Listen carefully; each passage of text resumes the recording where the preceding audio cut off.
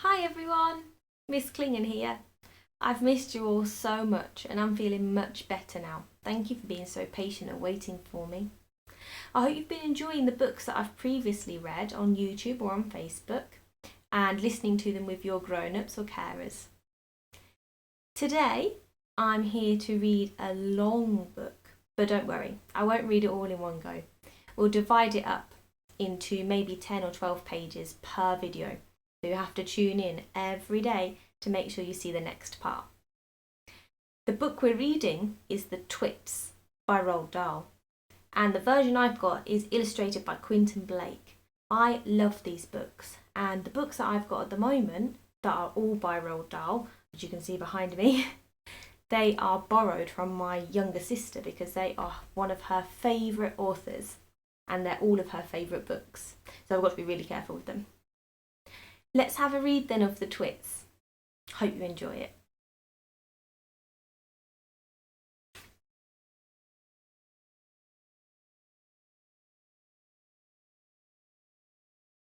What a lot of hairy-faced men there are around nowadays. When a man grows hair all over his face, it is impossible to tell what he really looks like. Perhaps that's why he does it. He'd rather you didn't know. Then there's the problem of washing. When the very hairy ones wash their faces, it must be as big a job as when you and I wash the hair on our heads. So what I want to know is this. How often do all these hairy-faced men wash their faces? Is it only once a week, like us, on Sunday nights? And do they shampoo it? Do they use a hairdryer? Do they rub hair tonic on to stop their faces from going bald? Do they go to a barber to have their hairy faces cut and trimmed? Or do they do it themselves in front of the bathroom mirror with nail scissors? I don't know.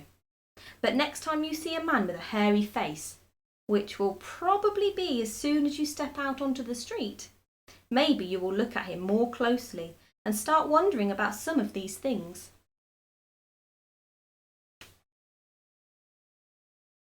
Mr. Twit. Mr. Twit was one of these very hairy-faced men. The whole of his face, except for his forehead, his eyes and his nose, was covered with thick hair. The stuff even sprouted in revolting tufts out of his nostrils and ear holes. Mr. Twit felt that hairiness made him look terrifically wise and grand. But in truth, he was neither of these things. Mr. Twit was a twit. He was born a twit, and now at the age of 60, he was a bigger twit than ever.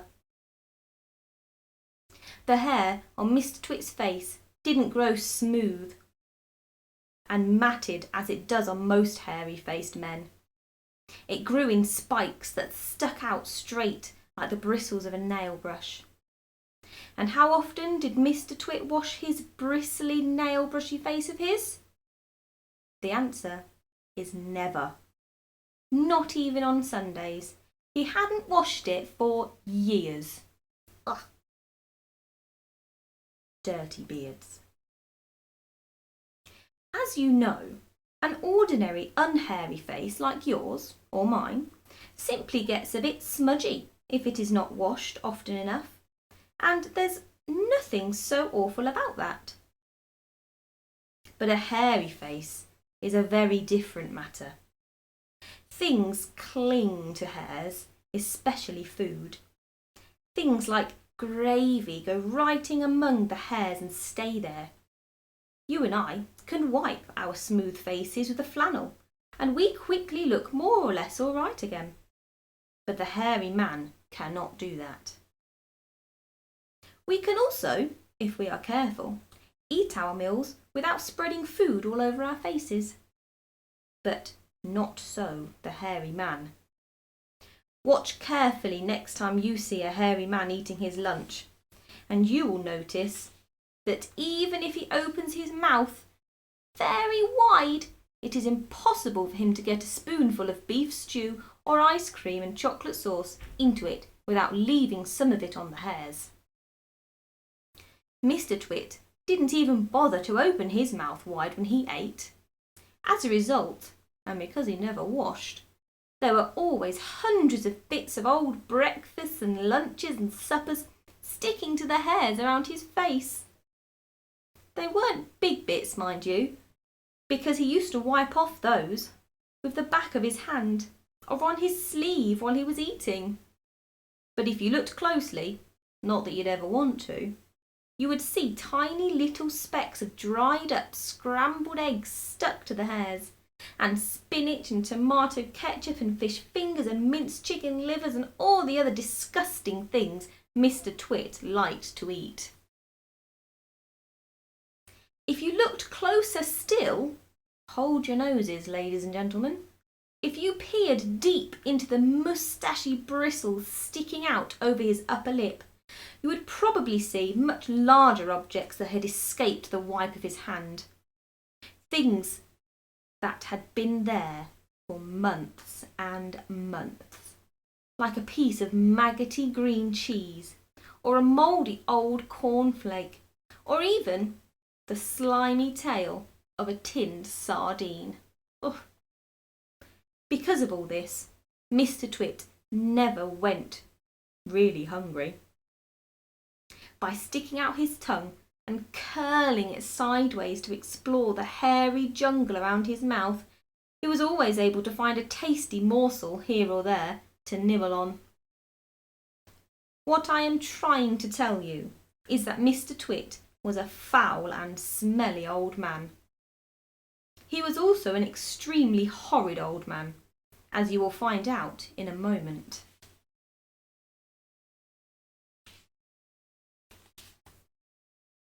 Mrs. Twit.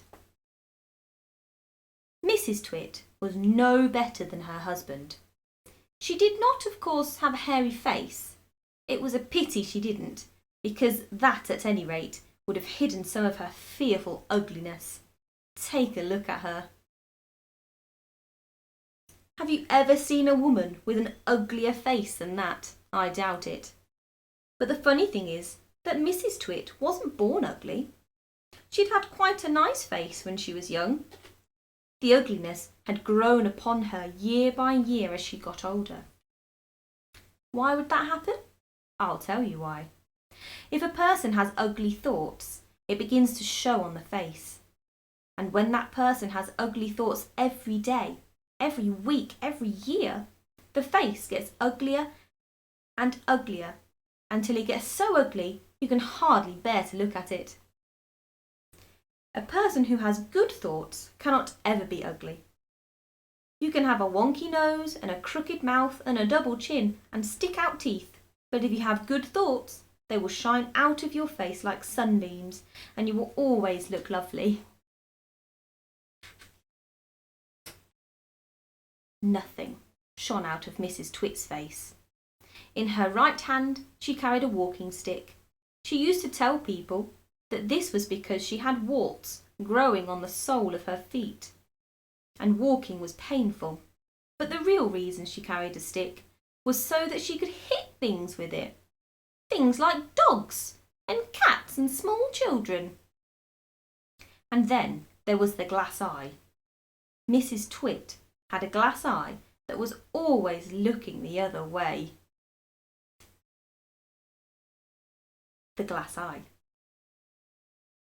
You can play lots of tricks with a glass eye because you can take it out and pop it back in again any time you like. You can bet your life Mrs. Twit knew all the tricks. One morning she took out her glass eye and dropped it into Mr. Twit's mug of beer when he wasn't looking. Mr. Twit sat there drinking the beer slowly. The froth made a white ring on the hairs around his mouth. He wiped the white froth onto his sleeve and wiped his sleeve on his trousers. "You're plotting something," Mrs. Twit said, keeping her back turned so he wouldn't see that she had taken out her glass eye. "Whenever you go all quiet like that, I know very well you're plotting something. Mrs. Twit was right. Mr. Twit was plotting away like mad. He was trying to think up a really nasty trick he could play on his wife that day. You'd better be careful, Mrs. Twit said, because when I see you starting to plot, I watch you like a wombat. Oh, do shut up, you old hag, Mr. Twit said. He went on drinking his beer, and his evil mind kept working away on the latest horrid trick he was going to play on the old woman. Suddenly, as Mr. Twit tipped the last drop of beer down his throat, he caught sight of Mrs. Twit's awful glass eye staring up at him from the bottom of the mug. It made him jump. I told you I was watching you, cackled Mrs. Twit. I've got eyes everywhere, so you'd better be careful. Oh my goodness, what an awful start to a book. We're going to leave it there, and we'll only have a few questions, maybe not even 3, because we want to get on to the next part, don't we? So the questions I'll leave you with, thinking about until next time, are Mr. and Mrs. Twit nice people?